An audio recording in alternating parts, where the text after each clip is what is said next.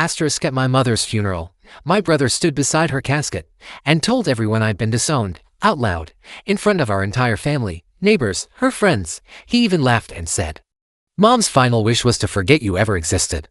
I walked out, shaking, humiliated, but what no one knew, I had something they didn't, something massive. I didn't cry at her funeral. I couldn't, not after what my brother just did. I stood there, clutching the folded program with her photo on it, heart pounding so hard I couldn't even hear the priest's words. Then, my older brother, Mason, cleared his throat. He stepped forward, in that fake solemn way he always did when he wanted attention.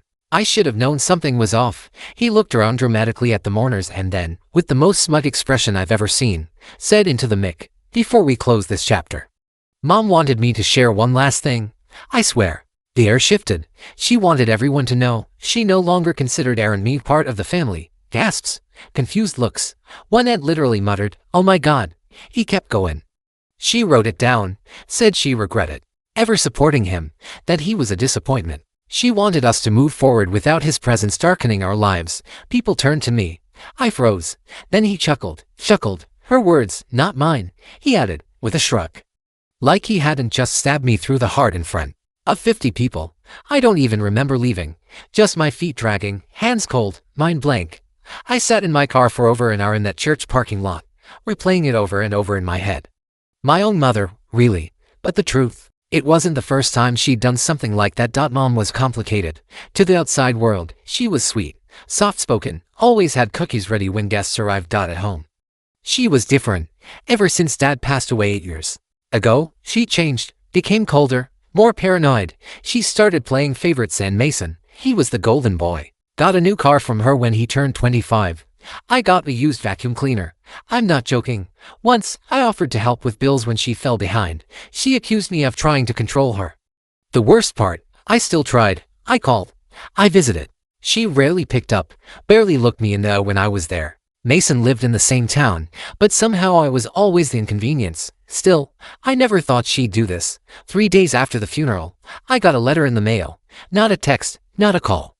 A formal letter, hand-delivered, stamped from her lawyer's office. For a second, I hesitated to open it. I expected more rejection, maybe something cruel. Instead, I read, "Mr. Aaron Blake, per your late father's instructions. This letter is to inform you that the sealed addendum to his last will and testament is now in effect as of the passing of your mother, Margaret Blake." My hands shook. Wait, Dad, let me backtrack. Dad was the opposite of Mom. Warm, funny, fair. He coached my little league team and stayed up with me when I was sick in college. He even helped me get my first apartment. I always felt like he saw me, the real me, and he did leave a will. But after he passed, Mom handled everything and said, "There's nothing left." He left it all to pay off debts. I believed her. Why wouldn't I? Now I knew why. She lied. For 8 years. That sealed addendum, it was real. My dad had made a private deal with the family lawyer. He didn't trust my mom's decisions anymore. He wanted his last word to matter, and it did. 2 days later, I sat in that lawyer's office with trembling hands. He slid a folder across the desk. It had everything: property deeds, bank account info, a personal letter from my father. It read, "Aaron, if you're reading this, your mother is gone. I didn't trust her to give you what you deserve. She favored your brother, and I feared what she'd do once I was gone. This is your legacy. Use it wisely." I cried, for the first time in years. I sobbed right there in that leather chair like a little kid. The documents, he left me: the lake house, the one I thought was sold years ago, a savings account, substantial, and a letter explaining exactly what happened between him and Mom during those final months before he passed. What he wrote shattered me. He discovered Mom was draining their accounts into one under Mason's name. He confronted her. She swore it was to prepare Mason for family responsibility. Dad wanted to split everything equally. She didn't. She gave him an ultimatum: let her handle the estate, or she'd cut me off completely. He refused. She threatened divorce, which would have made everything public. So he made the secret addendum. And told the lawyer to wait until after she was gone. 8 years. 8 years I thought my dad left me with nothing, when he'd actually saved everything for me. I stared at the folder. Then the anger hit me like a train. They all lied to me. Mason, Mom, even some of the relatives at the funeral must have known. How could they smile in my face and then twist the knife the second I turned around? I made a decision that day. I wasn't going to hide anymore. If they wanted a quiet little disgrace they could sweep under the rug, they were going to get the exact opposite. I was about to show them what forgotten looks like when it walks back into the room with receipts. But first, I wanted to see how far they'd go. Question for the audience: what would you do if your entire family turned against you only to discover your late father had secretly trusted only you? Would you forgive them or let them feel the sting of every cruel word they ever said? I didn't tell anyone right away. No big reveal, no social media announcement, not yet. I needed to process this first. I needed time. So I went to the lake house. I hadn't been there in years. I honestly thought it had been sold when Dad died, but the second I stepped out of my car and heard the wind rustling through those pine trees, memories came crashing in. The dock where he taught me to fish, the old hammock between the trees, the squeaky front screen door. It was like time had frozen, but the real punch, everything was still inside. His flannel jacket still hung on the back of the rocking chair. The photo of me and him at the county fair still sat on the mantel. It was like he'd made a shrine to our relationship, not to Mason, not to Mom, me. I sat on the couch staring at that photo and whispered, "You knew they'd erase me, didn't you?" It hurt, but it also gave me clarity. So I cleaned up the place, fixed a few things, repaired the old dock. I stayed for 3 days, alone, off-grid, no texts, no emails, just me, the lake, and the letter from my dad that I read every night before bed like scripture. And then on the 4th day I got a call from Mason. I nearly dropped my phone the last time we spoke. He humiliated me at our mother's funeral. Now he was calling. Part of me wanted to let it go to voicemail, but curiosity got the better of me. Double quotes. "Hey, Aaron," he said, real casual to casual. I didn't say anything. "So, I heard something weird from Aunt Becky. She said she saw you up near the old lake house. Said you were living there." "Yup," I said. Silence. "That's odd," he said, clearly confused. "Because I thought Mom sold that years ago." I let it hang in the air for a moment. Then I said, "She didn't. Dad never let her." He paused. "What do you mean?" I could practically hear his wheels spinning. "Dad left it to me," I said, "along with everything else." That was the first time I heard Mason actually stutter. Wait. What are you talking about?" I explained it, just enough to shake his world, but not enough to show my full hand. Told him about the lawyer, the seal to dead and how Dad set it all up behind Mom's back. And then I said, "You remember what you said at the funeral, that Mom disowned me?" He didn't respond. Well, turns out Dad didn't. He hung up. No goodbye, no apology, nothing. I laughed. Not because it was funny, but because it was perfect. The golden boy had just discovered his crown was made of tinfoil. The next day, I started getting calls, a lot of them. Aunt Becky, Uncle Paul, even my cousin Tara, who hadn't spoken to me since 2017. They all wanted to check in. They all suddenly missed me. One even said, "We always knew you were special." Double quotes. Right. And then Mason texted me, not just once, repeatedly, "Hey man, I think we should talk. We probably misunderstood each other. You know how Mom was. Let's grab lunch and figure all this out." Yeah, I didn't answer. But what do you think? Should I have given him a second chance? That night, I got an email from the lawyer. Subject line, "You should see this." He attached a scan of a handwritten note from my dad. It wasn't part of the will, just something he'd asked the lawyer to pass along if things got messy. And, wow, it was messy. "Aaron, if they come crawling back, don't mistake it for love. They will want what you have, but they didn't want you when you had nothing. Be smart, and whatever you do, don't sign anything without legal review. They will try. Trust me. Love." Did I swear my jaw dropped out. This man, he'd seen it coming from a mile away. Mason wasn't just panicking, he was plotting. And sure enough, 2 days later I got a FedEx envelope at my door from Mason. Inside, a family resolution document, all nice and legal, all dressed up with words like equity and reconciliation. But the fine print, it requested joint ownership of the lake house, access to the bank account for family needs, and get this, a formal statement from me correcting any misunderstandings about the funeral. Yeah, he wanted me to lie publicly and give him half. I nearly set the papers on fire. But then, I got a better idea. I called a realtor, not to sell the lake house, to remodel it, to turn it into a luxury rental for executives escaping the city. Then I contacted a local nonprofit, one that supports adult children estranged from toxic families, and offered a hefty donation in Dad's name, anonymously. But my final move, that was personal. I planned it with precision and a little flair. Because if they wanted a show, I was going to give them a front row seat. Asterisk. I didn't sleep the night before the reveal, not because I was nervous, because I was thrilled. For the first time in years, I was holding the strings, and this time, I was going to pull them. I sent out the invitations under a fake event name. Margaret Blake Memorial Celebration and Family Legacy Presentation, elegant, vague, respectful. Mason and the rest of the family jumped on it, probably thinking it was some tribute party paid for by him, their precious golden son. They had no idea who was actually behind it. Not yet. I rented a private event hall in our old hometown, same one where they hosted my cousin's wedding a year earlier. Same glittery chandeliers, same overpriced catering company. I spared no expense. Let them think it was Mason's way of showing off. Let them dress up in their Sunday best and sip champagne. Let them think they were invited. The night arrived. I showed up last, walked in wearing a dark navy suit Dad left me, fitted, crisp, understated power. I stepped through the back while the rest of the crowd mingled near the buffet table. People stopped mid-bite. I watched their jaws literally drop. Mason looked like he'd seen a ghost. "Aaron," he stammered. I nodded. "Didn't think I'd miss this, did you?" He pulled me aside immediately. "Why are you here?" "I hosted this," I said. "What do you mean you hosted this?" I smiled. "You'll see." I walked up to the mic, tapped it once, and looked around. Every seat was full. Family, friends, old neighbors, former co-workers of my parents, even Pastor Jennings from Mom's church. I let the silence stretch just long enough to make them uncomfortable. Then, I began. "I know many of you came tonight expecting a memorial event. And in some ways, it is, but it's also something else, something overdue. You could have heard a pin drop." I held up a framed photo of me and my dad at the lake house. "This man," I said, "left me more than just memories. He left me truth." He saw what was happening in our family. The manipulation, the favoritism, the lies, gasps, glances. A few people whispering. I opened the folder in my hand, pulled out the original handwritten letter. This is what my father wrote before he died. A letter he made sure no one could tamper with. A letter that explains exactly how my mother and others worked behind the scenes to erase me. Mason shot up. "That's not what happened. Sit down," I said, without even looking at him. "You'll get your turn."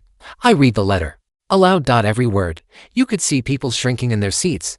I detailed how my father secretly preserved my inheritance, how my mother had lied, how Mason, for years, benefited from those lies while I was pushed aside. I laid it all out, calmly, clearly. Then I turned to Mason. "And when you thought I was still the poor disgrace of the family, you made sure to publicly shame me at my own mother's funeral." I pulled out his family resolution document. "Then you sent me this, asking for half of what Dad left me, in exchange for a lie." Dead silence. "Don't you think," I said, pacing slowly, "that maybe the wrong person was erased from this family?" I let that question hang, and then I played a video, a hidden recording from my first phone call with Mason, the one where he said, "You know how Mom was. Let's just figure this out." It wasn't illegal. We live in a one-party consent state. I checked twice. The audio echoed through the room. Mason's weak voice, his guilt-ridden chuckles, his desperation. When it ended, half the room couldn't even look at him. He stormed out, didn't even try to defend himself, just walked fast, head down, red-faced. I turned back to the crowd. I don't need applause. I don't want sympathy. I wanted truth. And for the first time, I finally got it. People clapped anyway. Quiet at first, then stronger. Some even stood up. I held back tears, because for once, I didn't feel invisible. The next morning, I woke up to 20 missed calls, all from Mason. Then texts. "You humiliated me. You don't understand the pressure I was under. You've ruined everything." I didn't reply. I blocked his number instead. He had no power over me anymore. But something else happened that week. Something I didn't expect. People I hadn't spoken to in years reached out, not for favors, not for money, but to say they were sorry. Uncle Paul left me a voicemail saying, "We were wrong. I should have stood up for you." My cousin Tara sent me a photo of us as kids, saying, "You were always the better brother." Even Aunt Becky dropped off a homemade pie at my door. It didn't undo the past, but it helped. And the lake house, I didn't turn it into a rental. I turned it into a retreat for kids who've aged out of foster care, a place to heal, to rest, to figure out their lives without judgment. The first night I saw a 19-year-old sit on the dock, I rebuilt and cry. I knew I'd done the right thing, because some people deserve more than revenge. They deserve redemption. Would you have done what I did, gone public with the truth and exposed your family? Or would you have taken the money and walked away quietly? *. 3 weeks passed. 3 weeks of peace. No more toxic messages, No more guilt-ridden calls. No more pretending. Just the lake house, the soft rustle of the trees, and the quiet purpose of building something real. But just when I started to believe the storm had passed, it came back.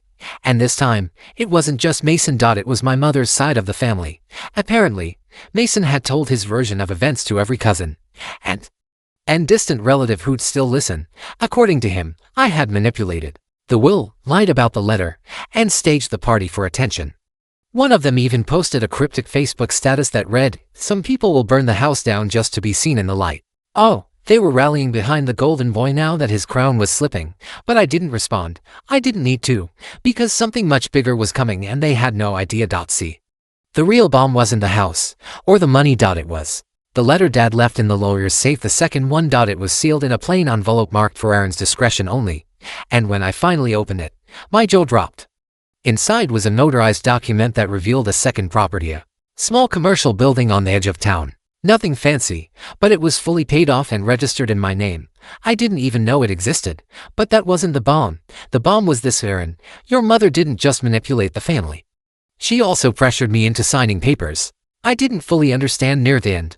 I think there may have been forged signatures, especially around our joint accounts. I leave it to you to decide what to do with this information. I froze. Then my hands started shaking. Forged signatures, joint accounts. Suddenly, the missing money made a lot more sense. I drove straight to the lawyer's office. We opened the financial files, subpoenaed some old bank records, and compared my dad's writing to the withdrawal forms signed under his name in the final months of his life. It was clear. Forgery. Tens of thousands withdrawn in my dad's name, after he was already too weak to sign anything.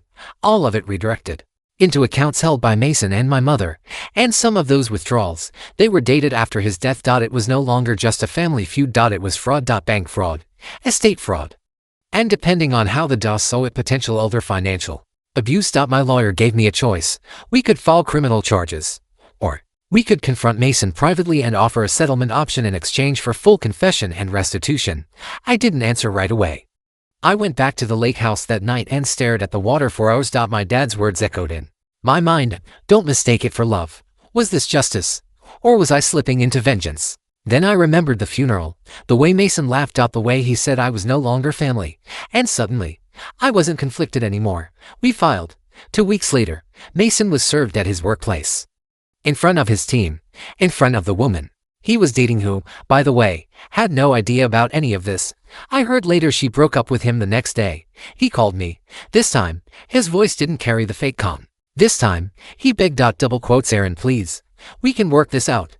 I'll pay you back. You don't need to destroy me. I said, you destroyed yourself the second you forged our father's name. Click. The DA launched a formal investigation. I stayed out of it as much as possible. No social media, no press, no gloating. Just quiet updates from my lawyer. Just emails from the nonprofit I now supported, showing me the teens using the lake house retreat. But one email caught me off guard. It was from a woman named Lydia Quinn, a name I hadn't heard in years. Lydia was my dad's accountant. She handled his books for nearly 2 decades before retiring. We'd only met twice, but I remembered her as kind, sharp-eyed, and no nonsense. Her email said, Aaron, I heard what's happening. I've kept quiet for too long, but I still have one of your father's private notebooks. He gave it to me for safekeeping right before things went bad. If you want it, it's yours, Lydia.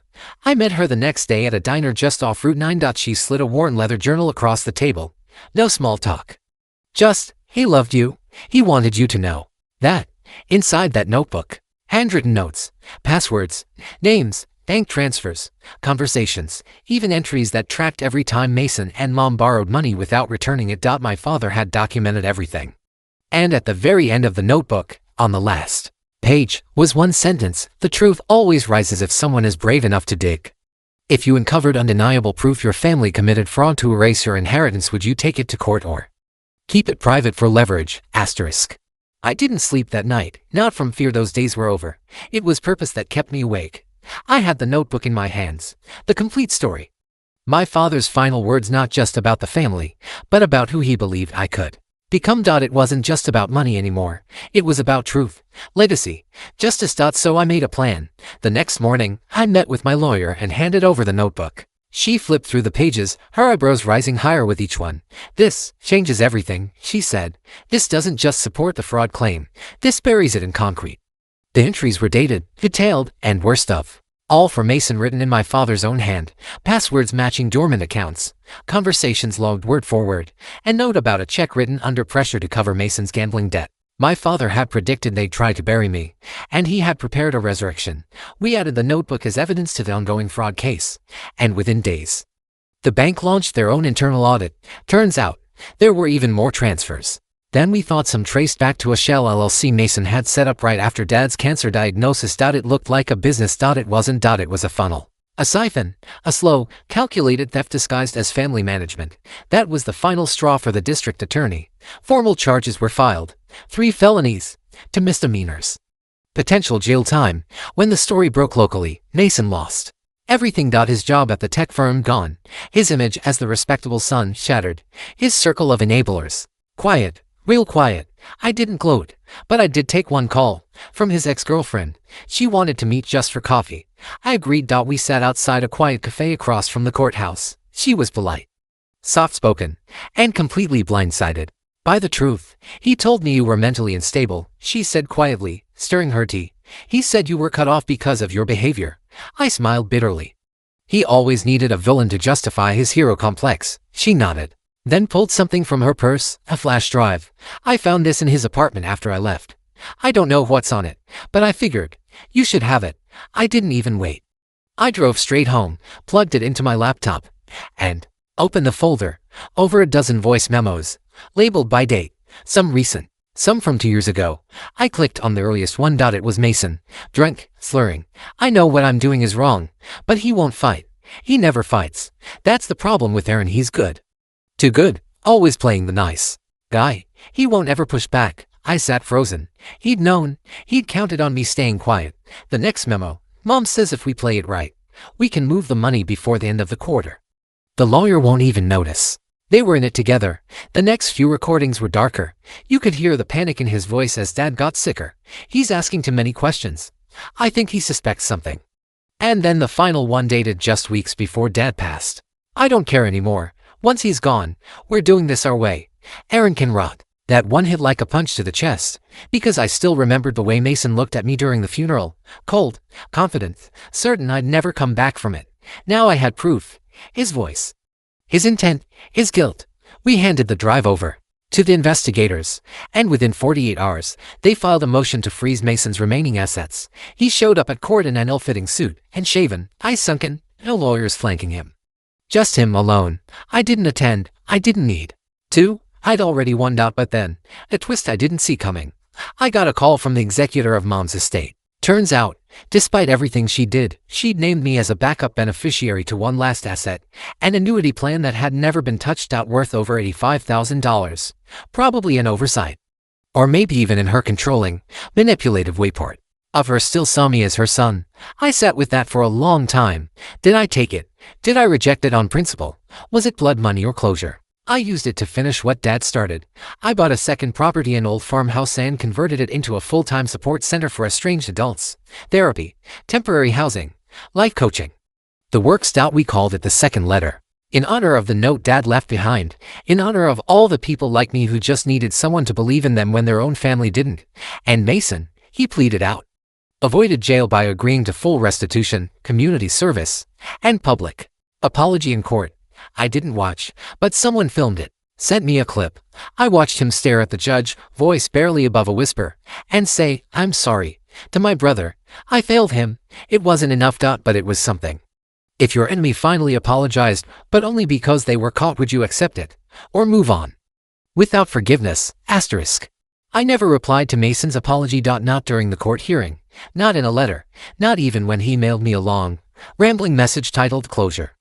Because closure isn't something you're given by someone who hurt you. It's something you build for yourself with scar tissue, grit, and the people who actually show up when it matters. And that's exactly what I was doing. The farmhouse was coming together fast. Volunteers helped paint. Local businesses donated furniture. Even former strangers, people who had seen my story in the paper, offered to help. One man, Tom, told me quietly, "My daughter hasn't spoken to me in years, but seeing what you're Building here gave me a little hope. I nodded, but didn't say much. Some wounds weren't meant to be reopened. Some were meant to be repurposed into something that helped others heal. And somehow, that felt more powerful than revenge ever could. Then, one afternoon, I found something that stopped me cold. I was going through one last box of my dad's stuff. From the lake house, mostly old receipts, photos, loose change, but at the bottom, sealed in an envelope, was a single Polaroid photo. Me, age 9, standing in the driveway, covered in mud, crying. My dad had written on the back, Aaron, even when life throws dirt at you, you shine through it. Never forget who you are. I stared at it for a long time, and then I did cry. Because for years, I thought he'd forgotten me. Turns out, he never stopped watching. Later that week, I got a call I didn't expect. The lawyer. She said, Aaron, there's one more thing. I laughed. Of course there is. She told me that while investigating Mom's financial records for the fraud case, they uncovered an old safety deposit box at a bank branch outside of town, listed under my name, opened years ago. Apparently, my dad had transferred access quietly. In the final months of his life, I went that same day. The vault attendant led me to a small metal box, dusty, heavy, cold. When I opened it, I found exactly 3 items: a thick envelope of old family photos, mostly me and Dad, a small velvet pouch. Inside was his wedding ring, a cassette tape, labeled simply, in case they silence me. I had to borrow an old player just to listen to it. And when I did, I sat on the cabin floor and listened. Like a child. Aaron, I don't know if you'll ever hear this. Maybe they'll destroy it. Maybe they'll convince you I never loved you. But I did. I do. I saw the way they dismissed you. The way they twisted your loyalty into weakness. But your kindness isn't weakness. It's strength. And one day, when they turn on each other, you'll still be standing. You always stood taller than they could see. I paused the tape. The tears came again. But this time, they felt clean. Months passed. The farmhouse opened. We hosted our first group retreat, 8 people from 7 states. Some younger than me, some older, all with different stories but the same kind of pain. They gathered at night around the fire pit out back, told their truths, held hands, cried, laughed. And every time someone said, I thought I was the only one, I felt something in my chest uncoil. Because I used to think that too. Then one evening, just before the retreat ended, a young woman approached me. Her name was Mallory. 24, quiet, barely spoke the first few days. She handed me a folded piece of paper and said, Can I read you something? I nodded. She opened the note and read, You said you were erased. I was too, but I think maybe, when people like us find each other, we start writing the parts of the story they tried to destroy. I didn't say anything. I couldn't. She smiled and walked back into the farmhouse. I stayed by the fire, staring into the flames, and for the first time in my life, I didn't feel forgotten, or erased, or angry. I felt whole. Like maybe my father hadn't just left me an inheritance, but a mission. To speak, to shine, to build a place where the erased could leave their own mark. A month later, I changed the name of the Lake House Project, from the second letter, to the Blake House, not for my family, but for my father, and for anyone who ever needed to know that kindness doesn't make you weak. It makes you unbreakable. Question for the audience: have you ever been the forgotten one in your family, your job, or your life? And if so, what would your version of the Blake House look like? Asterisk. That's the end of today's story. Did things turn out the way you thought?